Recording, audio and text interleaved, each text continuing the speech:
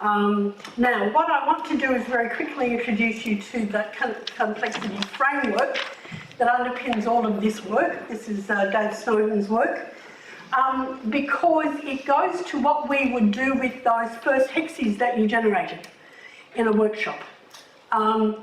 Those maps that we did with the triads and the dyads, we'll talk a little about that because they're tools that we use a lot, but so too is this. So you have a lot of fun telling stories, conveying narrative, and we know that narrative conveys complex meaning. We know that if we capture the narrative and the real experiences of people, which is in part what community engagement and participation is about, that there's a whole lot of stuff in there which is of real value. What we do is then use that to get people to cluster, to theme, to see what the common themes are, and to map it onto this framework as a basis for action. Anne talked about the need for high tech and high touch.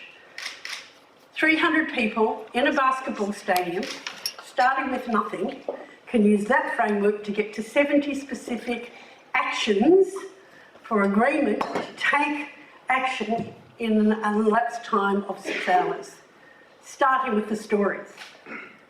Right? High tech and high touch. By using a framework that enables and empowers people for engagement and has very light facilitation, there were 3 of us, 300 of them in a basketball stadium.